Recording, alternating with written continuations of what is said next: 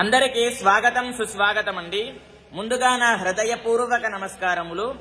చూడండి, మనము ఈరోజు తెలుసుకోబోయే విషయం ఏంటి అని అంటే రాబోయే 31 ఆగస్టు 2024 శనివారము నాడు వచ్చేటటువంటి శని త్రయోదశి రోజు మనము ఏం చెయ్యాలి? చూడండి, ముఖ్యంగా ఈ రాశుల వాళ్ళు 1 వృషభ రాశి, 2 మిథున రాశి, 3 కర్కాటక రాశి, 4 సింహ రాశి, 5 తులారాశి, 6 వృశ్చిక రాశి, 7 మకర రాశి, 8 కుంభరాశి, 9 మీనరాశి. చూడండి, వీళ్ళు మాత్రం తప్పకుండా ఈ యొక్క పరిహారాన్ని పాటించండి. ఎందుకు చెప్తున్నాను అని అంటే శని ఒక్కడు మీ తోడు ఉన్నాడనుకోండి, మీకు లైఫ్లో తిరుగు ఉండదండి. శనియే నడిపిస్తున్నాడు అనుకోండి, చాలా మంది కూడా ఒక స్థాయిలో, ఒక పెద్ద రేంజ్లో అండి, ఏదో మామూలుగా నేను చిన్నగా చెప్తలేనండి, ఏదో ఉద్యోగం చేసుకొని 50 ఇయర్స్కి రిటైర్డ్ అయ్యి ఇలాంటివి చెప్తలేను నేను. ఒక రేంజ్లో తీసుకెళ్తాడు. రేంజ్ అంటే ఇక మీకే వదిలేస్తున్నాను. శని ఒక్కడు మీ తోడుగా ఉన్నాడు అనుకోండి, చాలా అంటే చాలా ఎదిగిపోతారండి. మీరు అనుకున్న దానికంటే కూడా 10 రెట్లు ఎక్కువనే ఎదుగుతారు, కానీ తక్కువ ఉండదు. కాబట్టి శనీశ్వర అనుగ్రహం మీరు పొందండి. తర్వాత మీకే అనిపిస్తుంది, అయ్యా శనీశ్వరుడా నువ్వుంటే చాలయ్యా. అంత నమ్మకం మీరు శనీశ్వరునికి నమ్మండి. చాలా మంది ముట్టుకోరు శనీశ్వరుడికి. ముట్టుకోవాలి, ఏమీ కాదు. తైలాభిషేకము దగ్గరుండి చేయండి. అగౌరవంగా అంటే ఎవరికైనా సరే ముట్టుకున్న తర్వాత మీరు కాళ్ళు చేతులు స్నానము చేస్తానంటే ఎలా అండి? మీకే ఎలా అనిపిస్తుంది చెప్పండి? మీకు ముట్టుకున్న తర్వాత ఎవరైనా సరే పక్కకెళ్ళి స్నానము చేస్తే కాళ్ళు కడుక్కుంటే ఎలా ఉంటుంది? అవసరమే లేదండి. బాగా శనీశ్వరుడికి బాగా దగ్గరగా స్వామివారికి నువ్వే స్వామి, నువ్వుంటే చాలయ్యా అన్నట్టుగా మీరు తైలాభిషేకము చేయండి. విశేషంగా ఫలితాలు పొందుతారు. మీ జాతకమే మారిపోతుంది అనేది గుర్తుపెట్టుకోండి. అసలు ఆ రోజున మనము ఏం చేయాలి? ముఖ్యంగా నేను చెప్పినటువంటి రాశుల వాళ్ళు అందరూ కూడా పాటించండి. కొంతమందికి బాగుంది, కొంతమందికి బాలేదు. చూడండి, వృషభ రాశి వారికి ఓకే, అంతగా అంటే సప్తమ, అష్టమ, నవమ, దశమ స్థానం అవుతుంది, ఓకే పర్వాలేదు. అలాగే మిథున రాశి వాళ్ళకి చాలా బాగుంది. ఎందుకు అని అంటే నవమ స్థానం. చూడండి, 159 ఆల్వేస్ చాలా బెటర్ అండి, చాలా మంచిది. 159 ఎప్పుడైనా సరే నా ఇన్స్టాగ్రామ్లో కూడా చూడండి, 159 అని ఉంటుంది. ఎందుకు అని అంటే ఇది లక్ష్మీ స్థానాలు. చాలా దీన్ని కోణము అని అంటాం, ఓకేనా? కోణ స్థానాలు అని అంటారు. కాబట్టి ఇలా మనకి ఉంటుందన్నమాట. 159లో మీ లగ్నం నుంచి ఏదైనా సరే గ్రహాలు 159లో ఉన్నాయనుకోండి, చూడండి ఒకసారి ఆస్ట్రాలజీ కుండలి మీరు చూసుకోండి. లగ్నం నుంచి 159లో మీకు జాతకాలు అంటే ఏదైతే గ్రహాలు ఉంటాయో అవి మీకు అనుకూలంగా మారతాయి. కాకపోతే కొంచెం అవి నీచలు, ఉచ్చలు, అవి అన్ని శత్రుస్థానం, అవన్నీ కూడా చూసుకోవాల్సి ఉంటుంది. కాకపోతే మనము టాపిక్లోకి వెళ్దాం. అసలు ఏం చెయ్యాలి ఈరోజు అనేటటువంటిది చెప్తాను, చక్కగా వినండి. అందరూ కూడా పాటించండి. చూడండి, ఆ రోజున అందరూ కూడా ఈ యొక్క నేను చెప్పినటువంటి రాశుల వాళ్ళు ముఖ్యంగా ఇప్పుడు ఎవరికైతే యోగకారకంగా ఉంది అని అంటే మిథున రాశి వాళ్ళకి చాలా బాగుంది. తర్వాత కర్కాటక రాశి వాళ్ళకి డైరెక్ట్ గా అష్టమ శని ఉంది.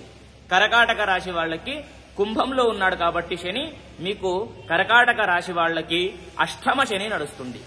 తర్వాత సింహరాశి వాళ్ళకి సప్తమ స్థానంలో శని ఉన్నాడు. అంటే సప్తమ స్థానము అని అంటే సహజంగా దాంపత్య జీవితము, వివాహము, భార్య లేదా భర్త ఇలాంటివి ఉంటాయన్నమాట సప్తమ స్థానం. అలా అంటే చూసుకోండి కొంచెం సింహరాశిల వాళ్ళు ఇంకా ఉంటాయి. తర్వాత ఇంకొకటి తులారాశిల వాళ్ళు. తులారాశి వారికి పంచమ స్థానంలో శని ఉన్నాడు. తులా నుండి కుంభరాశి పంచమ స్థానం అవుతుంది. కాబట్టి బాగుంది. ఎందుకు అని అంటే పంచమం నేను చెప్పాను కదా ఆల్రెడీ, 159 ఆల్వేస్ గుడ్ అని. తర్వాత వృశ్చిక రాశికి వచ్చేస్తే అర్ధాష్టమ శని నడుస్తుంది. అర్ధాష్టమ శని అంత మంచిది కాదు, ఓకేనా? తర్వాత మకర, కుంభ, మీన రాశుల వాళ్ళకి చెప్తున్నాను వినండి. వీళ్ళకి ఏలినాటి శని నడుస్తుంది. కాబట్టి వీళ్ళందరూ కూడా తప్పకుండా ఈ యొక్క నేను చెప్పేటటువంటి పరిహారాన్ని పాటించండి. ఏం చేస్తారు ఈ రోజున అని అంటే చక్కగా పాటించండి. అందరూ కూడా బ్రహ్మ ముహూర్తంలో తల స్నానము చేయండి. బ్రహ్మ ముహూర్తము అని అంటే సూర్యోదయము కంటే కూడా ముందు వచ్చేటటువంటి సమయాన్ని బ్రహ్మ ముహూర్తము అని అంటాం. కాబట్టి ఆ రోజున అంటే 31 ఆగస్టు నాడు తల స్నానము బ్రహ్మ ముహూర్తంలో చేయండి. చేసి ఏం చేస్తారు అని అంటే శనీశ్వరుడి దగ్గరికి వెళ్ళండి. ఓకేనా? అంటే నవగ్రహాల దగ్గరికి వెళ్ళి శనీశ్వరుడికి నువ్వుల నూనెతో తైలాభిషేకము చేయండి. మీ చేతులతోనే చెయ్యండి, తప్పేమీ లేదు. ముట్టుకొని నాయనా నువ్వే అన్నట్టుగా మీరు స్వామివారిని వేడుకొని అదే రోజున అయ్యగారికి అంటే బ్రాహ్మణుడికి ఏం చేస్తారు అని అంటే నల్ల నువ్వులు దానంగా ఇవ్వండి. దాంట్లో బ్లాక్ కలర్ బ్లౌజ్ పీస్ ఉంటుంది. బ్లాక్ కలర్ బ్లౌజ్ పీస్ దాంట్లోనే వేసేది లేదంటే బ్లౌజ్ పీస్ లో నల్ల నువ్వులు వేసేసి కట్టేసి అదే రోజు మీరు దానంగా ఇవ్వండి అయ్యగారికి. ఓకేనా? దానంగా ఇచ్చి ఇంకొకటి ఏం చేస్తారు అని అంటే చెప్పులు కూడా దానంగా ఇవ్వండి. ఖచ్చితంగా ఇది మాత్రం మర్చిపోకండి, చెప్పులు దానంగా ఇవ్వండి. ఓకేనా? చెప్పులు దానంగా ఇచ్చాక అదే రోజు మంచి మంత్రం చెప్తాను. దీపం కూడా పెట్టండి, మర్చిపోకండి. శనీశ్వరుడి దగ్గర నువ్వుల నూనెతో దీపము పెట్టండి ఖచ్చితంగా. ఆ దీపము పెట్టి ఆ యొక్క దీపానికి నమస్కారం చేసుకోండి. అలాగే ప్రదక్షిణాలు చేయండి. ప్రదక్షిణాలు ఎన్ని చేసినా సరే స్వామి వారికి తక్కువ. ఎందుకు అని అంటే మేము ప్రదక్షిణాలు ఎందుకు చేస్తాం? భగవంతుడి దగ్గరే ఉంటాం కాబట్టి. ఎంతసేపు ఉంటే అంత మంచిది. కాబట్టి ఆ యొక్క భగవంతుడి దగ్గర కూర్చొని అక్కడే వీలైతే అక్కడే కూర్చొని ఓం శనీశ్వరాయ నమః అనేటటువంటి ఈ మంత్రాన్ని ఒక 108 సార్లు అయినా సరే జపించండి. మనకు సహజంగా చెప్పడానికి ఈజీగానే కనిపిస్తుంది. మీకు ఏదో శనీశ్వరాయ నమః ఇది ఈజీగానే కనిపిస్తుంది, ఏముంటుందిలే అనుకోవచ్చు మీరు. కానీ కాదండి, ఇది చాలా అంటే చాలా పవర్ఫుల్, చాలా విపరీతమైనటువంటి పవర్ఫుల్. ఇంకొకటి చాలా ఫలితాలు కూడా ఈ యొక్క చిన్న మంత్రంలో. అంటే మనము మంత్రము చదువుతామండి, మేము కూడా చదువుతాం, మీరు కూడా చదువుతారు. కానీ ఎప్పుడు చదువుతాము, ఏ ముహూర్తంలో చదువుతాము అనేది ఇంపార్టెంట్, అనేది గుర్తుపెట్టుకోండి. ఇప్పుడు మేము ఇన్ని మంత్రాలు చెప్తాము, ఎప్పుడు నేర్చుకున్నాము చెప్పండి? బ్రహ్మ ముహూర్తంలో నేర్చుకున్నాము. బ్రహ్మ ముహూర్తంలో నేర్చుకున్నటువంటిది ఎప్పుడైనా సరే ముహూర్త బలం చాలా పవర్ఫుల్. కాబట్టి ఆ రోజున ముహూర్త బలం మీకు తోడవుతుంది. ఆ రోజున మీరు చదువుకోవలసిన మంత్రము ఓం శనీశ్వరాయ నమః అనేటటువంటి ఈ మంత్రాన్ని ఒక మినిమం 108 సార్లు కూర్చొని చదువుకోండి. ఓకేనా? ఇలా చెయ్యండి. తర్వాత ఏం చేస్తారు అని అంటే అదే రోజున దీపానికి నమస్కారం చేసుకోండి, దీపం పెట్టండి, నల్ల నువ్వులు దానంగా ఇవ్వండి, ప్రదక్షిణాలు చేయండి. వీలైతే ఒక కొబ్బరికాయ కొట్టండి, కొబ్బరికాయ కూడా కొట్టేసి నైవేద్యంగా సమర్పణం చేయండి. అలాగే ఒక్కరికో ఇద్దరికో అన్నదానము చెయ్యండి. అంటే ఇంట్లో అన్నదానము అని అంటే ఏదో పెద్ద అని కాదు. ఇంట్లో ఏదైనా సరే మీరు చేసినటువంటిది ప్రసాదము తెచ్చి ఎవరికైనా సరే పంచండి. ఒక్కరికో ఇద్దరికో 5 మందికో 11 మందికో పంచిపెట్టండి. విశేషంగా ఫలితాలు పొందుతారు. ఎందుకు అని అంటే దాన ధర్మాల్లో ఉన్నటువంటి ఫలితము దేంట్లో కూడా లేదు. మీరు తప్పకుండా దాన ధర్మాలు, నేను ఇవే చెప్తానండి.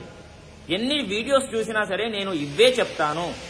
ఎందుకు అని అంటే మనము దాన ధర్మాలు చేసేది గొప్ప కాదు, ఎప్పుడు చేస్తున్నాము, ముహూర్త బలం ఉందా అనేది చూసుకోవాలి. కాబట్టి ఆ రోజున దాన ధర్మాలు చేస్తే 1కి 10 రెట్లు ఫలితం అనేటటువంటిది ఉంటుంది అనేది గుర్తుపెట్టుకోండి.